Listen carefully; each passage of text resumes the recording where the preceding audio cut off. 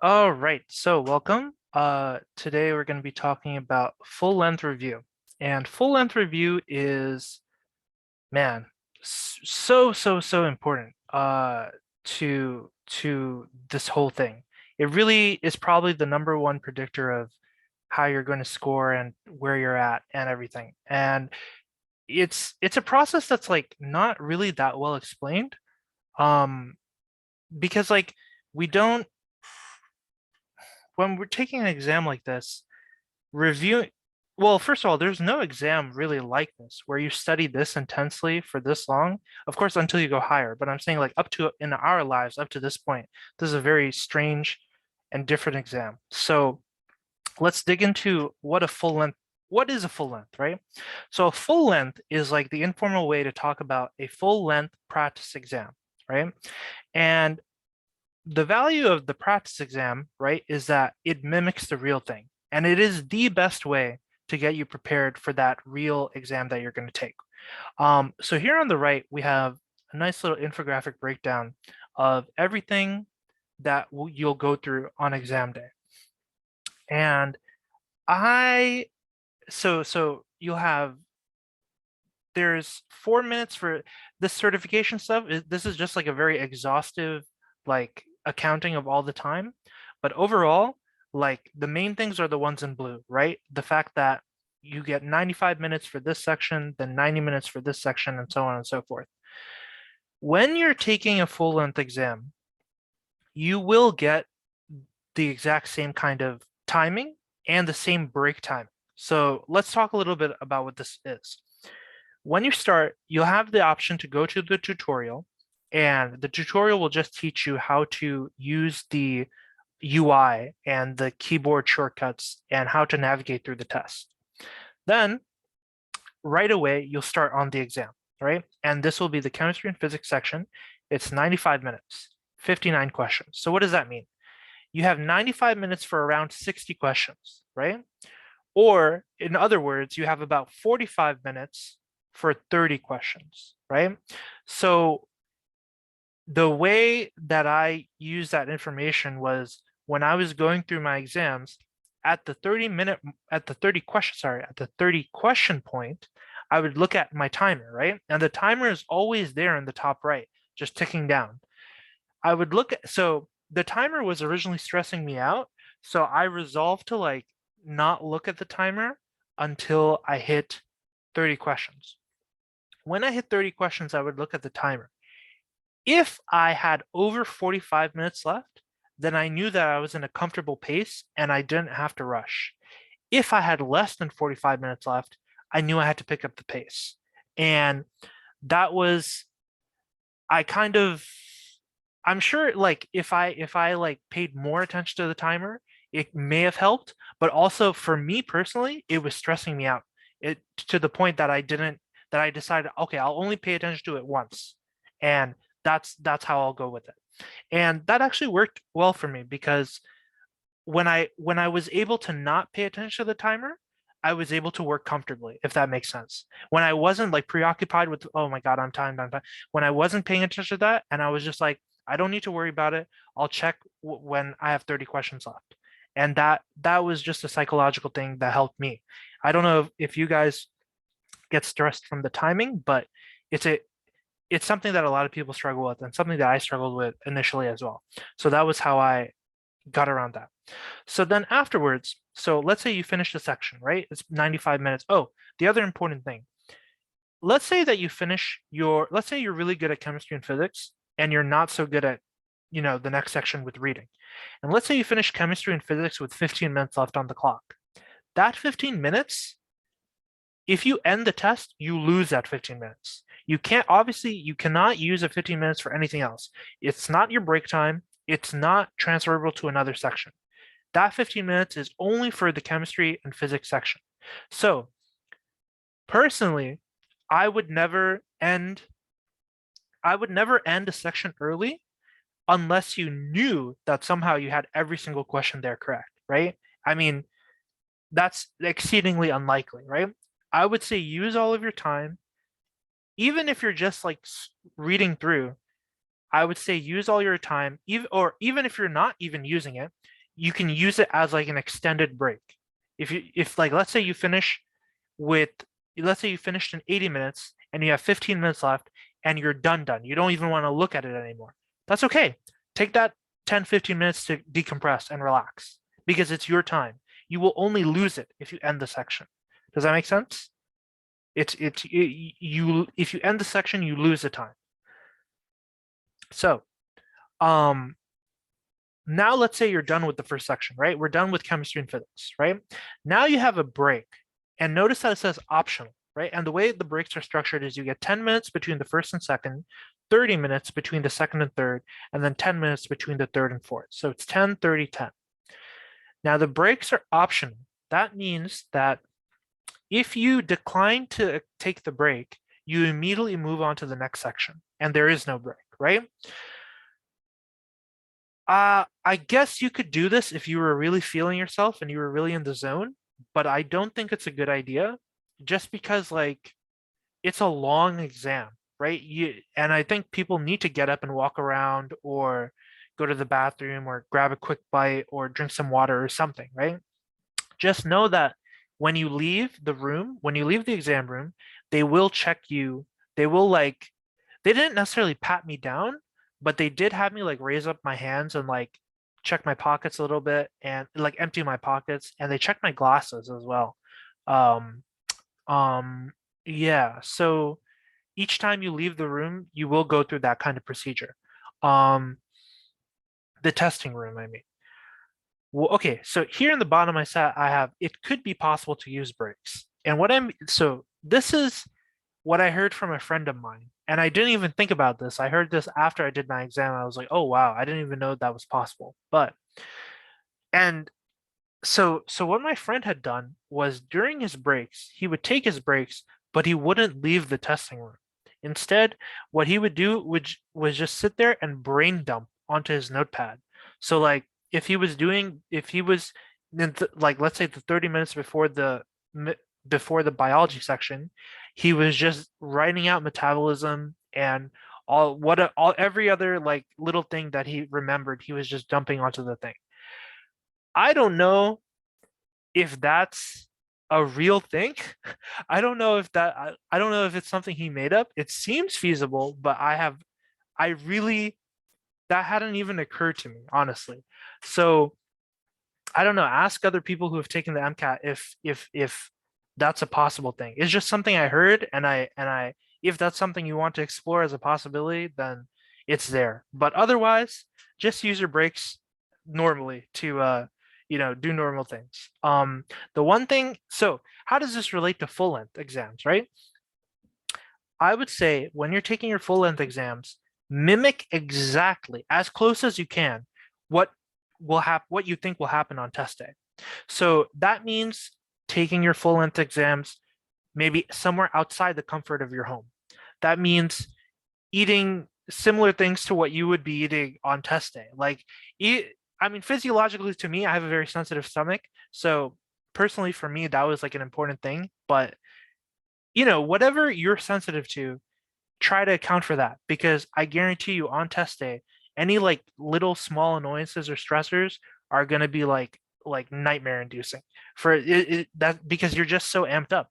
Um, yeah, like if you're going to take a car there, then like for me, I have motion sickness, so I avoided a car, and it's just like I don't know. Maybe I was stressing out too much about it, but the little things are stuff that you want to account for so that they won't bother you during exam day, right? If you get used to it, then it's not something that can bother you. Yeah. Any questions so far on like the timing and like preparation or anything?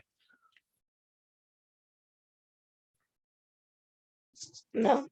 Okay, all good. So let's go on to when should you take full lengths, right? So, I think Hector already mentioned that he took a diagnostic, right? Diagnostics are usually like refer to the exam that you take right as you begin studying. And diagnostics are popular because they give you like a baseline of like where you're at, right? The one thing that diagnostics kind of trip people up on is the score, right? people often take a diagnostic and get a really bad score and they think, oh no, like this is bad, like I'm in trouble, right? The thing, and I completely understand psychologically why you would feel that way, right? But that score really has no impact on your final score in the future, right? Like if you really think about it, it has absolutely no impact. It's just, it's like as score, all it represents is the number of questions that you got wrong at this time, right? And that really, if you really think about it logically, that's not linked to anything else. It has no bearing on how much you can improve. It has no bearing on like your IQ level or something like that. Like just the other day, somebody was saying like, "Oh, I got this score on the MCAT, so I'm not smart." It's like it's not. It's really not about that. And I feel so bad when people think of it that way. Um, so that's why I recommend for the diagnostic, you do the sample test because the sample test is unscored and it only shows you, you got these wrong and you got these right. So that's really the key to all of it. What did you get wrong and what did you get right? Actually, more so, what did you get wrong, right? That's the key because that's where you can improve. Um, Okay, so that's the diagnostic. So when should you take a full length? The answer is that you should take as many full lengths as you can within reason. Within reason being the keyword. So I'm not saying that you should like, you know, do like 15, 20 full lengths and like go crazy, right? I'm saying that do because full lengths are a great way to these are all the reasons that I put for why you should take full lengths.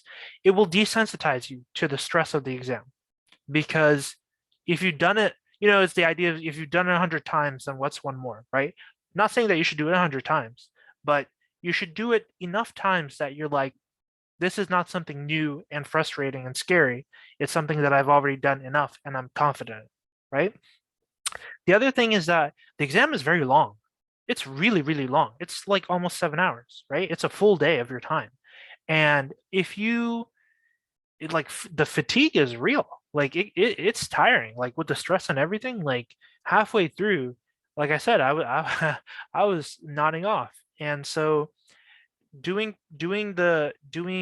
full lengths and getting used to that level of timing and being able to focus for 90 minutes straight, it's not easy. It's not simple. So it is something that you need to build up the tolerance for. And that's one way to do it. The other thing is like if you get easily distracted, if you get this is speaking from personal experience, right? If you get quickly bored and if you're like, oh, I'll do this, I'll come back right to this, right? The thing is, if you commit to an exam, then you're committed to the whole thing because you're like, because then you're psychologically like, oh, I want to know like what my score will be. Oh, I want to get this done. I should move on to the next section, and then you're just like, it kind of just puts you in the right mindset to like really do a lot of work. Um, okay, so how should you use full length diagnostically? So you guys probably know if you have any clinical experience, like how we use lab tests in the clinical setting, right? So for example, if a person is diabetic and they come in and they have too high blood sugar, right? We're going to measure their blood sugar continually while we give them drugs to alleviate their high blood sugar. And we see, oh, their blood sugar is going down over time, and we get an idea of if they're improving or not, or what's the opposite of improving? Is there a word? Improving, deproving, just declining, I guess. That's the only thing I can think of. Improving or declining, right? So it's important that you distribute your full lengths throughout your study schedule. So that's going to be specific to you. It could be once every 2 weeks. It could be once a week. It could be once a month. I don't know. Depends on how much time you have, right? If you see that your scores are improving, that's going to be satisfying to you. That's going to encourage you to study even more. That's good, right? It's a good sign, and you're happy about it, and you feel good. If your scores are declining, then it's the canary in the coal mine, right? It's like, oh, something's not going right here, and that tells you I need to course correct. I need to put in more time, or I need to change my study habits for more effective ones, or I need to find a different way to understand this material, whatever, whatever, whatever. But at least it tells you, okay, what I've been doing so far is not helpful. I need to find something else. If your scores are stable, it's a little bit trickier because you're like, well, I'm not improving, but I'm not declining. So what do I do? And one bad psychological thing is a lot of people think, oh, so that's it. This is the best that I can do, right? And that's the example of like the fixed mindset versus the growth mindset, right? The fixed mindset thinks that, this is it, and I can't, that's it, just accepts it, right? But the growth mindset is always thinking that I can learn something new, I can do something more, right? And we're going to be physicians. We have a lot of learning left to do. So ideally, everybody should have a growth mindset, right? So if your scores are stable, you don't need to panic. You don't need to chill out. You just need to look at things from a different angle. Where can I put in more study time? Or where can I study more efficiently? Or what things are working for me? What things are not really working for me? At that point, you want to kind of change it up and experiment a bit and see what's going on. Same as you would, honestly, like a lot of this stuff is like very relevant to like how we treat patients over time, and how, if they're not improving with this, we switch to medication. If they reacted bad, if they had an allergic reaction to this medication, we take it off and we switch to a different one. So that's the analogy, right? You're diagnosing yourself. You're diagnosing your own improvement or decline through your study. And that's why full lengths are super important, because they're probably the only thing that's telling you how effective your studying is, right? Like you can study a lot and it could just not be effective if you're not studying the proper way. And hopefully, if you're studying with some of the ways that we've talked about over time, with like flashcards and practice problems and stuff like that, then you can see improvement. So let's talk about like the nitty and gritty of how to actually set up and do a full length, right? So on the actually first let's talk about this. So this is kind of arbitrary, but like I just thought it was important. It was important enough to mention. This is my like opinion of like what the best the best full lengths are, because not all of them are the same. The fourth full length from the AAMC is a real MCAT that I know somebody has taken before. And that is basically the one that you should take as your final diagnostic. So what do I mean by that? I mean that so I'm going to come back to the previous slides. In the beginning, you take a diagnostic to see where am I at, right? And you do the same thing before your real MCAT to see the question is, am I ready for the MCAT, right?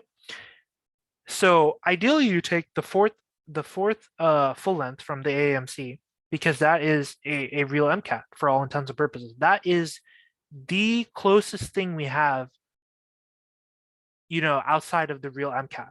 And take this about like 2 weeks before your real MCAT. The score that you get on that, if you're not happy with it, postpone your MCAT date. And that might seem a little, harsh, because, you might think like, oh, I have 2 weeks, I can probably improve a little bit. There's still a little time. Isn't that going too far, right?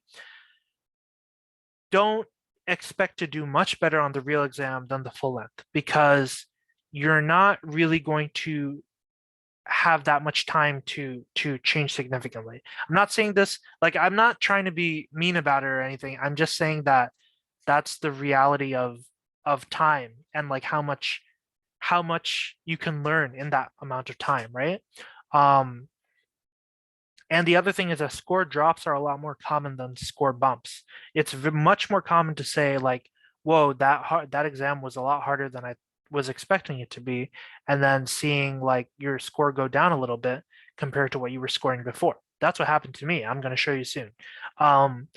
So I think it's really important to be honest with yourself. There's another thing. This process is going to really force you to be very introspective with yourself. And if ironically, you wouldn't know that you're not introspective if you if you know that you're introspective, if you know that you're not an introspective person, that's already introspection.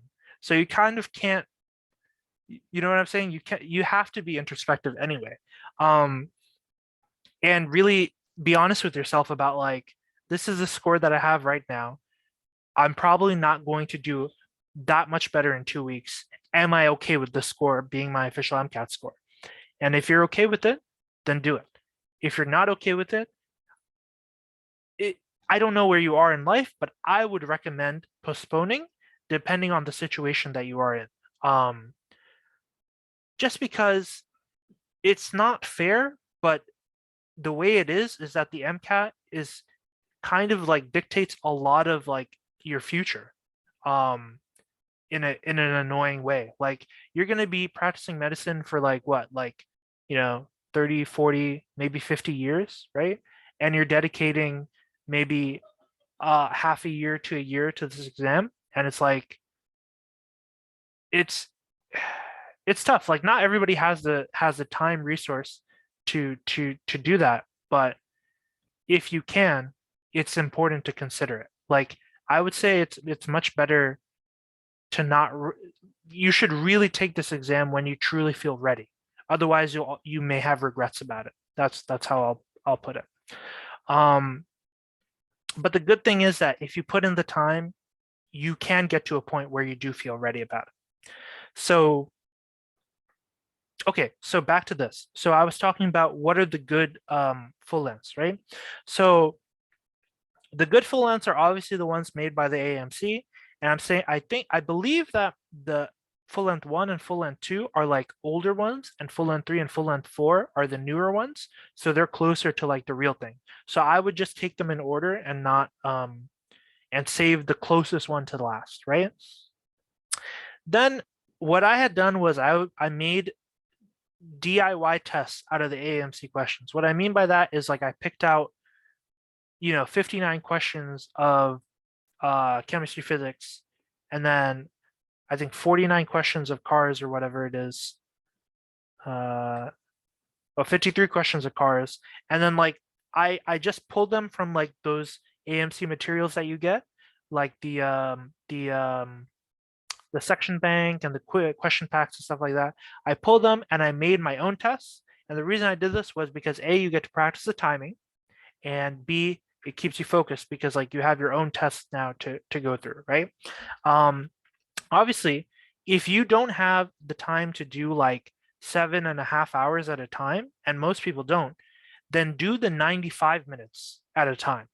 That's at least better. That at least is forcing you to um take a section as you would in the real thing, right? And not break up your focus and do other things. Okay. Another thing, again, like I said, you should emulate the real thing as closely as possible just to desensitize yourself to like the stressors of like the new thing.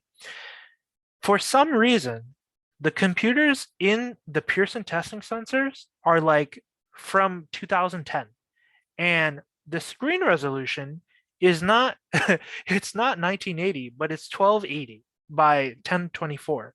So this has the weird effect of like making there's like black bars on the side of the screen, and the passages look really long because they're all squished together.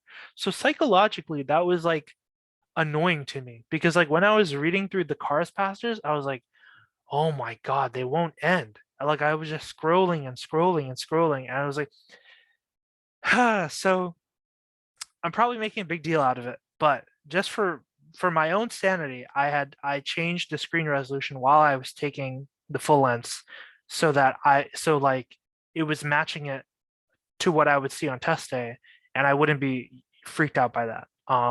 Something you can do if you want. If you don't think it makes a difference, you're probably right. You're probably right, but I just figured I would mention it because it's like the kind of like small random thing that could throw you off if you didn't know about it. Okay. The other thing is that there's a bunch of keyboard shortcuts on the MCAT that can help you save time. They are very powerful, and they're a lot faster than like dragging your mouse over to the top left and selecting the option. So you definitely use these, definitely get used to using these. Like I think they also work um in the full lengths that the AMC gives you. So use them and get used to them. Definitely the most important ones are like highlighting and strike through, because strike through you're going to use liberally to delete the answer choices that you know are wrong. Like, you know, within like how we've been doing within the first 20 seconds after reading a question, you should like have been able to strike through like two of the options and then debate between the last two, right? Not right now per se, but like once you hit, you know, your maximum efficiency, you should be able to like grind through the questions like that. Alt F is very important. If you come to a question that you are stuck on and you don't know, then you flag the question and you leave it for later, right? Because you got to let it I think the correct psychological term is incubate. You can let a problem incubate in your mind, which is the thing where like you don't actively think about it, but because it's in your brain, later on you come to the solution more easily. I don't know if you guys have ever experienced that, but it's it's an actual thing that happens. And yeah, so mimic the environment as much as possible, because the goal is to desensitize yourself to the stress of the test day. So if you put your, obviously it's like exposure therapy, really, is what it is. If you expose yourself to it enough times, it's going to stop being a big deal. You're going to stop having, you know, nightmares or whatever about it. It's, and eventually you're going to be like, oh, it's just a test, it's just a thing I got to get through, right? And you know, many people get through it, so it's not that big of a deal. So like I said, I had made do your, so any questions about what I meant by like the DIY test? I'm just taking the questions and just doing it in the timing that doing it in the official timing. um yeah, so the other thing is that for the do-it-yourself test, you should, the balance of discrete to passage-based questions should be about 20% to 80%. So in terms of actual numbers, that's about 13 discretes to 46 passage-based questions. Discrete questions are the questions that are standalone, that don't have a passage, and are strictly testing your content knowledge, I guess, because they will ask you stuff. They're usually like amino acid questions. Well, I mean, they're not usually. That's just one that pops up to my mind. Like they'll ask like amino acid questions, and then you're supposed to rely on your knowledge of like, you know, the properties of amino acids and then choose the correct amino acid that applies to the situation. That's like a typical discrete question where they don't need to give you any information in the passage because you're supposed to know all that information. So you want to have a balance of discrete questions, and but of course the majority of them are going to be passage-based questions that really test your critical thinking skills. Um, yeah. So the everything else. So then after that, I would also take UWorld questions the same way in those 90-minute chunks, because it was a great way for me to build up my focus over time and, you know, feel like I was doing the exam. Everything else here is like all other third-party full-length exams. There's like a bunch of companies out there like Next Step and Altius, and I don't know. There's a bunch of other companies out there, Kaplan, stuff like that. And you know, I'm not saying they're bad, and they are exams that you can use and like get something out of. It's just a matter of timing, right? Do you have enough time to focus on those possibly lower yield resources, right? I would say like if you can finish UWorld and AMC first and you still have time left over, then you can look at like getting additional practice in. But it doesn't make sense to go for those first before you go for the better quality resources, because you really want to learn the material from the best quality resources that you have, just to, you know, that's just what makes sense. Okay. So let's talk. So I'm going to talk a little bit about my my horrible, no good, terrible schedule, and something I've realized, like both, since I'm on like both sides of like the mentoring thing now, because like people are mentoring me and I feel like I'm mentoring people who like need help. I realize like the main thing about mentoring is like helping guide people away from the pitfalls that you took. And boy, did I take a pitfall. Because in my original plan had been like, oh, I've got a whole month to do the AMC full lengths. So I'll just do all of the full, like I'll just do one a week, and then it'll be everything will be good, right? Little did I know that I would have so many things going on that June. In the early June, like I had taken the whole entire week off before my MCAT because I was like, listen, I'm going to be studying, so nobody bother me with anything. But before that, so many things that happened that I fell behind in my studying. And then once I got back on track, I was like, oh my God, where did the time go? I've only got like a week and I have to do all this.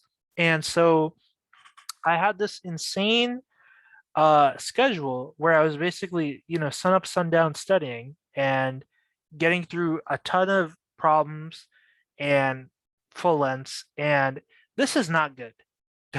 Don't do this. Like, the reason it's not good is not just like the stress and like the annoyance. Actually, what do you guys think is not good about this? Like, what's the problem here?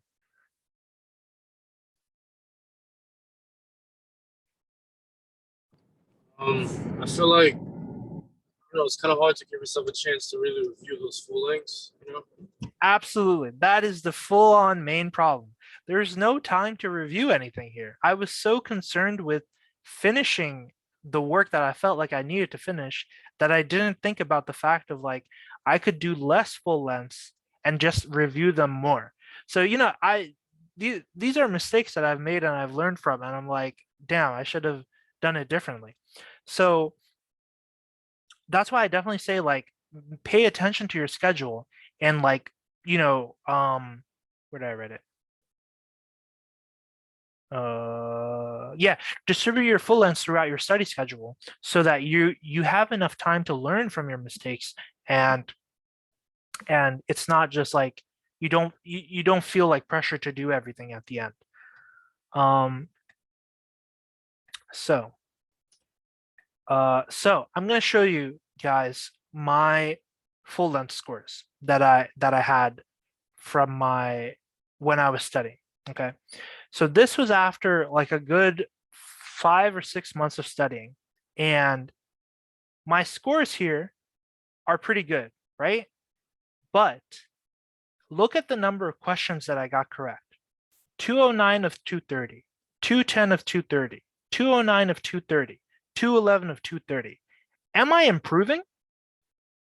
I'm not. I'm stable. I'm stuck, right? And the thing is that, most people will say, "Hey, this is a good percentile rank. Why do you care? Like you don't need to improve more," right? Which is which is true. Like I grant them that. But also it's like if I had spaced myself, like forget about the numbers for a second. If I had spaced it out more, I could have improved further, right? Like I accept and I understand that I'm already at a good baseline and like, reaching for more could be seen as greedy. But all I'm saying is forgetting about the percentile rank, if this was the same situation with anybody else, you really need to spread it out and you really need to review thoroughly and learn from the mistakes. And we're going to talk about how you can learn from your your practice exams. So the other thing is, remember I had told you guys that I had told you guys I said take your full length about 2 weeks before your real MCAT. And if you wouldn't be happy with it, postpone your MCAT date, right? Do not expect to do much better on the real exam than the full length, because that's exactly what happened to me and happens to a lot of people. On my exam 4, I got a 523 in the 99th percentile. On my real exam, I got a 518 in the 95th percentile. This is a big drop. I mean, it's still a good score, but it's a drop compared to the full length. And I feel like every year people say like, "Oh my God, the full thing was like so like the real one was so much harder than the practice exams or whatever." For whatever, I don't know what that reason is. Maybe it's actually getting harder. Maybe people are stressed out. I know I was stressed out and my performance suffered in the middle. Um, but it's like, yeah, I don't like I would say like it's very uncommon for somebody to go in with like, it's very uncommon for somebody to go up on the real thing. That's all I want to say. So use your full lengths as a, and I'm not saying, and the other thing is I am not saying that you're going to drop like this. That's not what I'm saying. So don't think that, like, I'm not trying to scare you into saying like, oh, I need to be scoring like 5 percentiles above my actual percentile goal on the full lengths. That's not what I'm saying. I'm just saying that I I had a crappy day and it could happen to you, right? So the best way to mitigate that, best way to prevent that is to spread out your full lengths so you have a good amount of time to review and learn from them. And we're going to go over that now. And trust in the scores that you get in the full lengths to make a decision about whether you're ready or not for the exam. Any questions so far before we move on to talking about how we actually review?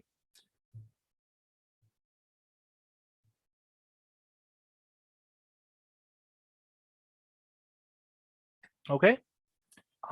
So, oh yeah, this is just what I was talking about. Oh, do we have something in the chat?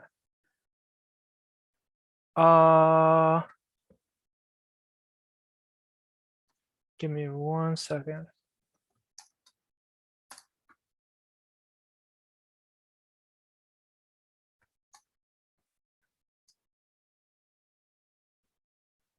Okay. So, all right. So, fine. Let me see.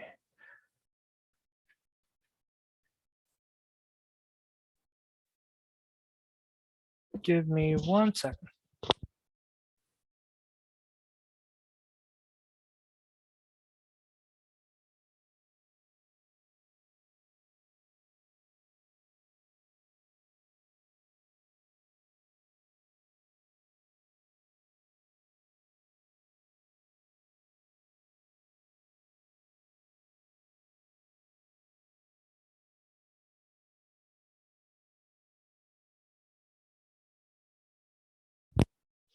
Okay. So I think that's the last slide actually. Let me see here.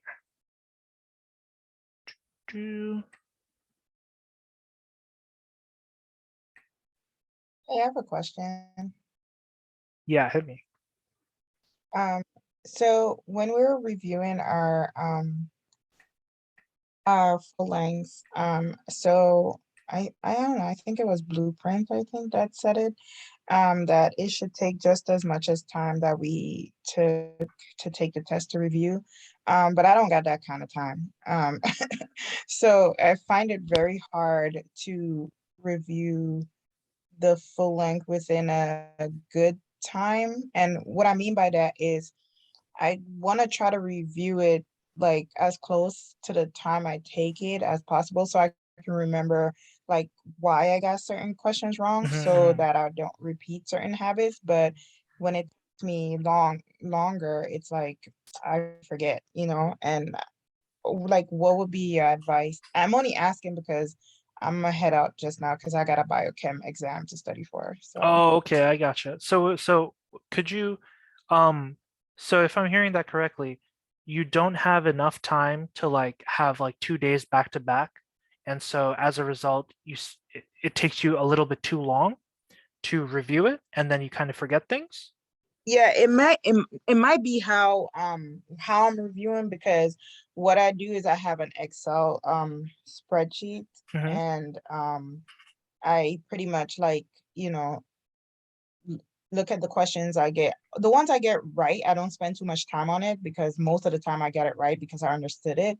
Right. But the ones I get wrong, I kind of like tab it and like, write the subject to look at, and then I go back and I review. But it's so much questions on the test that Yeah, that to go back and to review the information is taking me too long. I What's see. the best way to review, Yes.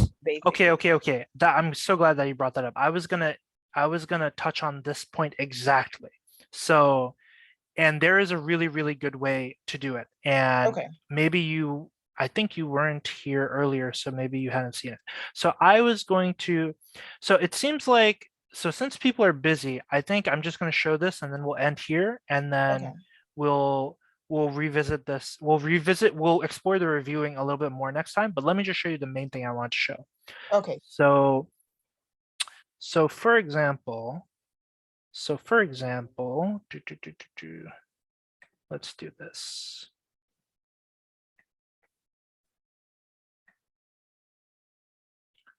Let's try sharing this. Okay, so this is just a random question. The question, I'm not trying to answer the question right now. I'm just using it as an example, right? So let's say, me personally right now, I don't know, like I've forgotten a lot of this, right? So let's say I was studying and I was like, this is a question I got wrong because I didn't know it at all, right? What is the process I would take to quickly and efficiently like understand this, right? So one thing that I would do is, can you guys see my browser right now? I can see you have a question, just a question in the paint. Oh, That's you it. only see the question. Oh, I see, because Yeah. I'm not sharing the screen. I see, hold on one second. Do, do, do, do, do.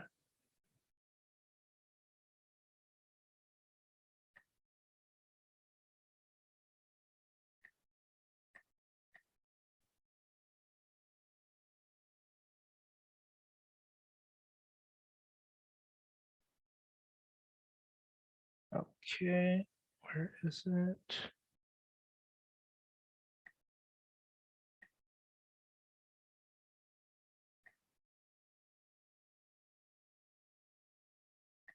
Okay, can you see my browser right now? Yes. Okay, were you here when we talked about this this website?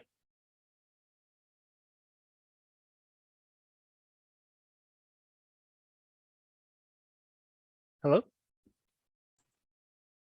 No, I wasn't here when you spoke about it, but I know what this is. Okay, so for example, in the question that we had, it was going over some various types of spectroscopy. So they had the options were UV spectroscopy, gas chromatography, NMR spectroscopy, mass spectrometry, right? So these are all Right. 4 different things that we don't know about, right? Let's say we don't know about them. What is the best way for us to quickly learn about this and understand what the question is getting at, right? By coming to like something like this and like just searching for those things. So let's say the first thing is UV, right? So let's search for UV. Okay, we don't have any UV, maybe ultraviolet. Ultraviolet, right? So we found ultraviolet, right?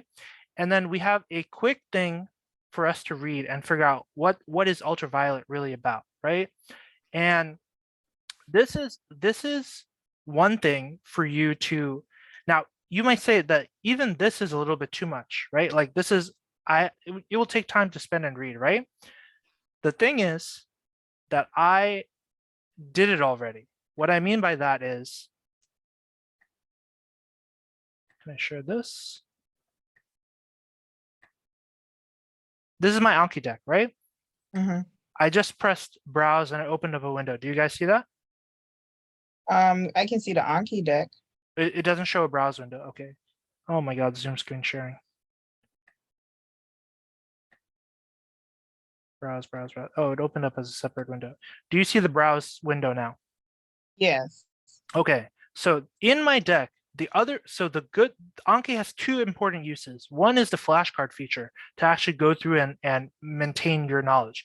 The other is that you end up building like a very nice searchable library of notes, right? So let's say I'm like, okay, what's the deal with ultraviolet UV spectrometry or whatever? I forgot, right? I'll search for UV vis. Here's my UV vis spectroscopy card, right? Now, you know, I wrote them. So like for me, so even now, like I've forgotten everything I wrote, but I can read the card and get everything back, right? So I'm like, what is UV vis? Indicates presence of conjugated pi system. So I distilled everything that was in those big textbooks or whatever into something that was small and useful. Okay. If you are lacking in time, I would recommend going to my cards and going to that site if the cards are not enough, right? Because the cards make sense to me. I don't know if it will make sense to everybody, but I tried to make it generally like good enough, right? And there's also images and stuff to like explain what it's about. So what was the point of this? So let's say I was going through the question, right? Oh, I need to, how do I share my whole screen? I don't understand. This is really annoying. I actually don't have that option for some reason. It only allows me to share windows. So in any case, just to make this, just to wrap this up, let's say I was trying to answer this question and I didn't know what UV spec was, right? I would go to my deck and I would search for UV spec and I would read about UV spec and I would understand, okay, this test conjugation, but this question is asking about deuterated products, and deuterated products should not have anything to do with conjugation. In a nutshell, that's the kind of process that you would take for every answer choice. Does that make sense? We kind of sped through it, and I'll do it a little bit more in depth next time. But overall, does that make sense? It does. That's what I've been doing, but I still feel like it takes, I guess with me, one, I feel like time is running out for me. Mhm. And what I mean by that is my test is June 4th, and I have taken multiple full lengths. I'm not anywhere near where I need to be. Mhm. And it's not that I don't understand the material, like it's probably more I'm not understanding what they're asking sometimes, because the material is a little bit easier for me. So I think I need to figure out a way to connect it. So I do go back, right? And then I realize, okay, well, I read the question wrong or whatever the case is, but I don't have the Okay. time because we have 9 classes this semester in this program, including like, Wait, what program are you in? so I'm in the enlisted to medical degree preparatory program. I'm active duty. So basically Oh, they I just see. they pull enlisted to this program who wants to go to med school, and Mhm. it's a really intense. It's a 2-year post-bac program, and um, this is the 8th cohort. So obviously they've been successful for 7 years, and we're the 8th, and it's the same schedule. So people have gotten into med school. They have like a 95% rate, like with all the people they choose. Mhm. So we can do it. It's just, it's very hard because I'm taking let's say I take a full length, because I'm scheduled to take another full length next Saturday, Mhm. right? But um Sunday I gotta get my homework done. I gotta get biochem in, I gotta get genetics in, I gotta get all of this stuff gotta get in. Is And everybody is other people in your cohort also taking the MCAT, studying for the MCAT and doing tests and everything as well? yeah, we're all preparing. Like we all have different dates, Mhm. based on, we just have different dates. And I think I am one of the earlier ones. Everybody's freaking out, but but I just wanted to figure out, I think my problem is organization. I just wanted to see if like you had a different method. Um, Mhm. I think I'm gonna skip the Excel stuff, in terms of writing it down, and just Yeah, like go through the questions, and then like how you say, like maybe have the screen up and just read through it then and there. Um, yeah, but I think the main thing is, like I said, don't take the exam. Does the program require you to take the MCAT? Because I know some programs are like, yeah, the program require us to take the MCAT, and it oh, I requires see. us to take the MCAT within a given window, because the way it works is the first year is undergraduate year, second Mhm. year is graduate year. First year is all about getting us into med school. So everything is, they The prep us for prereqs and that, everything. right? Yeah. Mhm. And the main goal for us is to get into the uniform service university, Oh, medical, okay. right? Mhm. And so there's a minimum score, obviously, and we have to get our application in, as soon as the It opens. it opens, all of that Yeah. stuff. So Yeah. we go with what the program tells us to do. Gotcha. That's So why you they don't picked have the us. flexibility to No, postpone. I I don't. understand. I understand. Yeah. So that's the reason why I was, we could postpone our test, but the way it works is, okay, so because I've been on both sides. I was a civilian before I got my degree, before I joined and everything, Hmm. in terms of pre-med, right? Hmm. So the way it works with this program is, um, like with civilian, and we could postpone it, but we can't keep postponing it. Like I probably could postpone it to maybe the end of June, but that's about it. Like I That's have to about do it. it by Okay. then. Got Yeah. it. Mhm. Yeah, I will. Hmm. Okay. I mean, I definitely know I could do it, but there comes a point where probably my grades might have to, well, not, I wouldn't say would have to suffer, but I would have to choose priority. And Yeah. yeah. It's tough because I took it after I graduated. So juggling everything is something that's, I mean, I juggled work with it, but that was different than like juggling schoolwork and the MCAT. Yeah, So, so I took the MCATs before, like, because I mean, I know you don't know my story, because I realize this is not all the XCHL. It's the also part of a sister program. the Right. CHAM So CHL. okay. So I did, so, and that when I did it, I actually took it the year like after I graduated from Oh, okay, undergrad I see. also. But at that time, I had a lot going on too, with like, like my mom passing away and all this stuff. So it's a Oh, lot. okay. So I understand when, Yeah. when you put up that schedule and I saw full length, then a day between and full length too, I was like, well, you got to be superhuman to be doing all of that, because a lot of things get thrown at you. But with this program, I just feel like I'm reliving the same kind of rigid schedule, but in a Mhm. different way, Yeah. because, the military, this program dictates, pretty The much. schedule, and you have to Yeah, adapt to it yeah, or fall through. Yeah. yeah. Um, yeah. I'm gonna have to think about this a little more. Yeah, Uh, what I'm gonna do is I am going to, like, I'm gonna take one next Saturday. mhm. And then I'm gonna try doing like just what you showed me, like, just go back and, search it, review it really. Yeah, quickly Because going the through and other thing too that I find, that I find that is annoying is I'm forgetting stuff. Like, forget. Yeah, when you forget stuff, that's where Anki is gonna save you because okay, okay. that's how, so yeah, we can talk about that more next week because that was the only way to retain stuff because it's basically quizzing you. Mm, It's basically quizzing you with the flashcards, but in a way that is very efficient. Like you could see a question and then not see it again for like another 4 months and have forgotten in that time, right? But if you fail it on the first time, then you're like, okay, I know I need a flashcard to remember this. You make the flashcard and then you maintain it every 3 days, every 4 days, every et cetera, et cetera. And then you don't have a giant gap now. You have a lot of small gaps.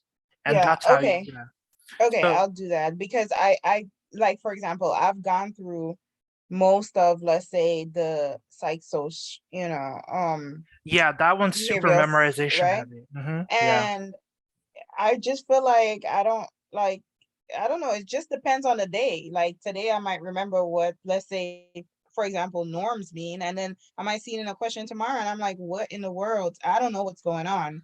But it's annoying when I keep forgetting smaller stuff. And I know it's the day-to-day stress, Yeah. because some days are heavier than some.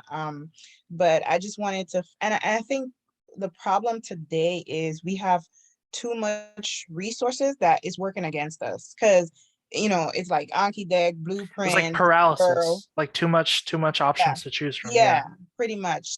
And we were told that that could be a downfall, because one of the guys in a previous cohort said, and initially when he was studying, he was all over the place, and that, Mhm. but so I just wanted to see what your take was on, and I'm glad you mentioned like doing like you said UWorld, which I have. Yeah, focus And on yeah, focus on the high value resources rather than okay. spreading yourself thin across like two. If I had like a limited budget and I was like give the limited budget of not only of money but also of time, I would say AMC Material, Mm-hmm. UWorld, Anki. With those three things, you can score any score. The only modifier is time. Like Right. even Okay. just with those three, given an unlimited time, you could score perfectly just with those three. Okay, I need to start doing the Anki. It's just the setup of Anki was so complicated when I first looked at it. Yeah, I didn't it's know what it meant. Like and I was over it. I was like, I'm not doing this. Like, I'm going so you know what? Next week we'll do a quick Anki review. Since I have Anki installed on this computer now, then we can go through the settings and make it really simple and it so once is it that you're reviewing other people's deck or you can make your own? you Like, can how does make it? it's both Okay. because I've given you a deck now, but you can Yes. make it your own. If you find that this mnemonic doesn't work for me, I'm going to change it. Or this Uh-huh. card, I need to split it up into smaller cards, or I need to add a card here. It's yours now. Now that I've given it to you, it's yours to do whatever you want with. Okay, so I'm gonna use that In because fact, I in have fact, it, but I haven't used it. yeah, in fact, what I had done was I had my own deck, and then anytime I missed a question, I made a new card in a new deck that was strictly for concepts that I had missed, and I Okay. reviewed that like religiously, just so that I was never forgetting things. My philosophy was if I forgot it once, I want that to be the last time, because Okay. otherwise I'm wasting time. You know? Okay. Yeah. So Thank you so much. no problem. We'll talk more next week. If you so look at the email and join the group chat and ask any questions or anything. The Okay. people are happy to help. I'm happy to help. I guess we'll end for today since yeah, because I had wanted to go through like somebody's real I had posted in the group chat asking to go through somebody's real full length, but nobody had responded. If you want to go through a full length, then we can go through it together and that could be a good use of time to Okay. see how to go through it. But we can do that next week then. Okay, no problem. Thank you so much. You're welcome. Okay, then we'll stop for today. Thank you guys for being here. Hector, do you have any questions? Not anything right now, but probably have something for next week. So anytime. So I just started since I took my diagnostic on Sunday. So Gotcha. right now, I'm just kind of in the process of figuring out where to go and like what to use. Because originally I was gonna study for 3 months, but now I think I'm gonna push it up to 6. So Okay, good. If you have any initial questions, you guys join the group chat, post anything, and I usually respond pretty quickly. Okay. Thank you so much. Have a good night. All right, you too. Bye bye, guys.